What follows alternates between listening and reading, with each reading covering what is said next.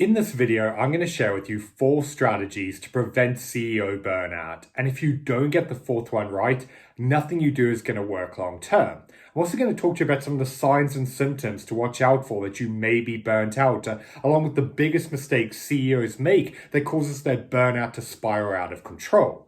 My name's Byron Morrison. I'm the author of The Effective CEO, and I help first-time CEOs evolve into the leader their business needs to take it to the next level of success. So if you're new here, make sure you hit the subscribe button so that you don't miss future videos. Let's be honest, running a business can be exhausting, especially when you add in the long hours, the huge amount of stress, and the pressure on you to perform and deliver. It's no surprise that every single week I speak to CEOs who are burnt out and feeling like their business is a mental and emotional drain.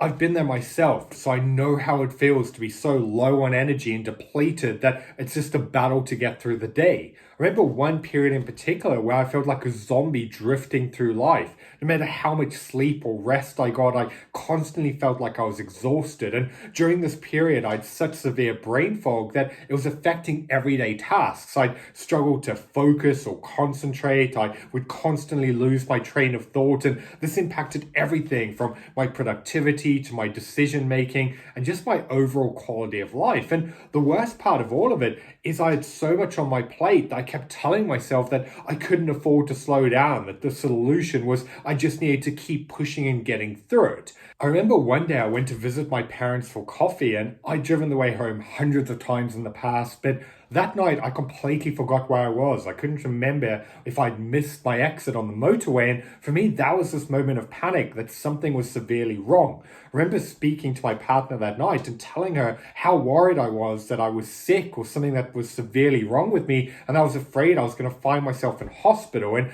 from there, I made a decision that I had to do something to turn this around. I went and got all the blood tests. I saw doctors and specialists to figure out what was wrong with me. And luckily, I came back with a clean bill of health. But essentially, they told me that I was stressed out of my mind and I had to get under control. And that's the problem with burnout, because it's all lifestyle related. It comes on from working too hard, not looking after yourself, not eating the right foods, not getting enough exercise or high quality sleep. It's a compounding effect of really neglecting our health and well-being. And this is why it's something that so many CEOs are susceptible to.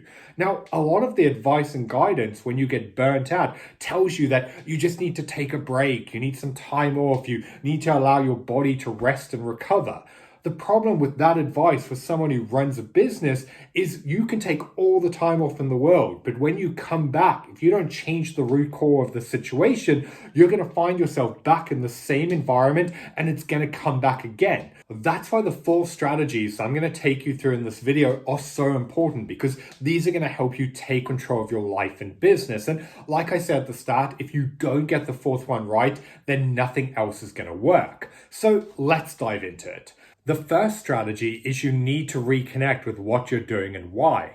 When you're running and scaling a business, it's easy for your days to become all about putting out fires and solving other people's problems, to the point that you just get stuck in the trenches and every day becomes a battle that you just need to get through. This is why I find for a lot of CEOs, when they're in this situation for an extended period of time, they get so pulled into the day-to-day and solving everyone else's issues that they forget why they started in the first place. This is why one of the big red flags I see whenever a CEO starts to say to me that they don't know if the sacrifices are worth it anymore, if they want to continue with this fight, that they've lost sight of why they're actually doing what they're doing. This is why you need to, on a deeper level, go back and really reconnect with reigniting that fire. What's the vision, the impact, the purpose? What inspires and pushes you to want to get out of bed every single morning? Yes, you're still going to have days where it feels like you get punched in the gut, but you need to know something bigger than yourself that actually makes you want to push through and show up every single day. Reconnecting with this once, though, is not enough. You need to regularly take time to really slow down, remind yourself of your vision, your goals, and what you're trying to achieve. By having that top of mind, it makes it a lot easier to push through and face everything else that you need to do to get through the day. The second strategy is you need to develop the right habits and routines that are built around longevity. Because when you're running a company, it's easy for it to take over your life. That 40-hour work week suddenly becomes 60 plus hours. And even when you do take time off, you're attached to your phone or thinking about work.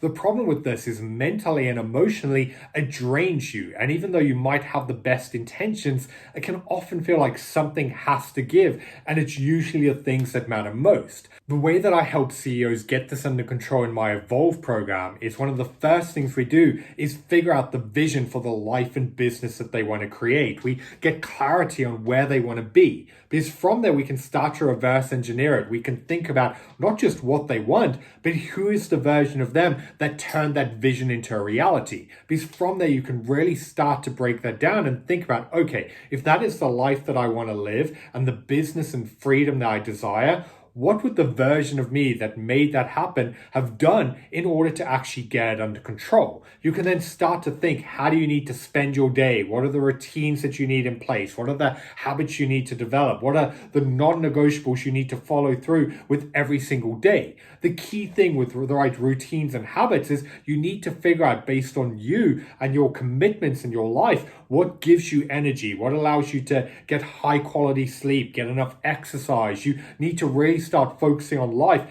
as a marathon, not a sprint, where you start to recognize that not every single day is the same. You also need to look at the bigger picture where you allow yourself to step back and recover.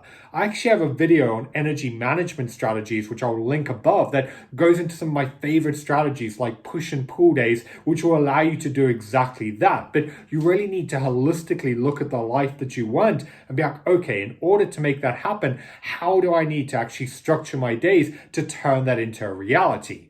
That takes us on to strategy number 3, which is setting the right boundaries, not just with other people, but with yourself. Because you can have the perfect plan and the ideal routines and everything else that you want to live a healthy, happy life. But all of that is useless if you don't follow through with it. So that's why you really need to look at the bigger picture and where you're getting in your own way. I find that for a lot of CEOs, the reason why they struggle being consistent is they say yes too much to things that they shouldn't. They don't defend their time. Their people-pleasing tendencies means that they're constantly dropping the things they need to do for everyone else. So you really need to figure out, where are things disrupting your day? Maybe it's a case of you need to start doing things on your own agenda. You need to push back on certain members of your team who are stopping you from doing the things that you need to do. But you also need to look at yourself and where you're being your own worst enemy.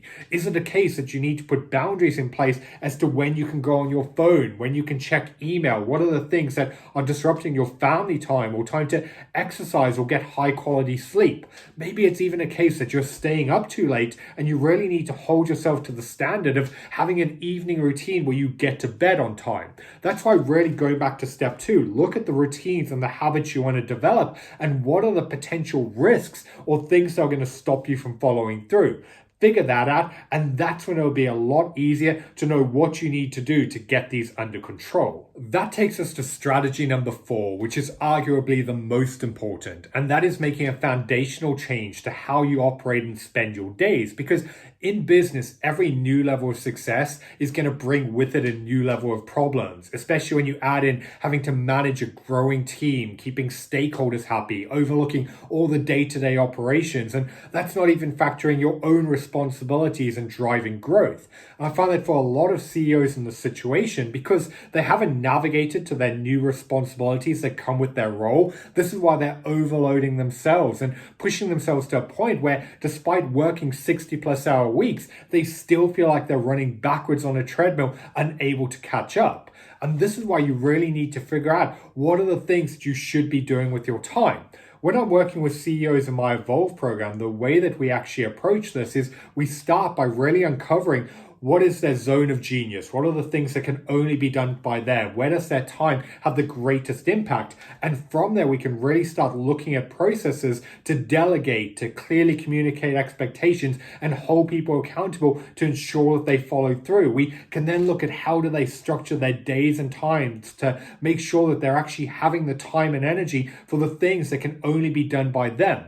This is how you can really start maximizing your days and get out of the trap of just working in the business and work on it instead to actually drive growth. So you really need to take a step back and look at what isn't working, what's draining your energy, what's pushing you to the limit and causing your business to feel like a mental and emotional drain. Because until you tackle the root cause of the problem, nothing else is going to help. Like I said to you at the start of this video, this is why you could take all of the time off in the world. But if you don't change what's going on in the day-to-day, as soon as you come back, you're going to be in the same situation. And that's why you really need to figure out what needs to change in order for you to get this under control.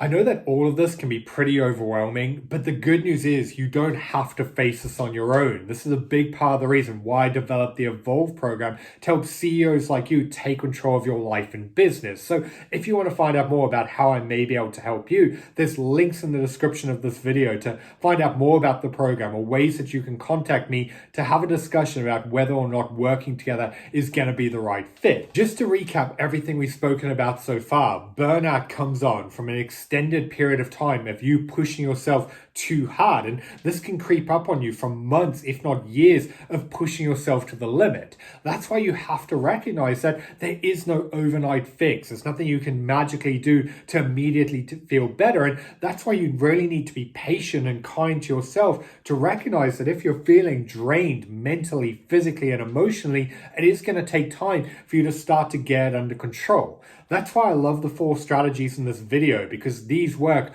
whether or not you're feeling burnt out or you want to use them as a preventative to stop you from getting to that point. But either way, you really need to look at the bigger picture, taking a long-term approach where you really start to protect your energy and your bandwidth and your life on a day-to-day basis, because often it's when you're stuck in that short-term mentality of being reactive and just pushing too hard, that's where the effects are going to start to really take you away from the things that you need to get done. So you really need to realign yourself with what you're doing and why. You need to figure out the habits and routines that you need to develop to create the life and business that you want. You need the right boundaries to really make sure that you can follow through with it. And finally, you need to figure out what are the things that are draining your energy or that are pushing you to a point of burnout in the first place. Because if you don't fix that, the burnout is going to keep coming back. So if you have any questions on any of this, leave it in the comments below or feel free to reach out to me and I can give you some more personalized guidance on what you can do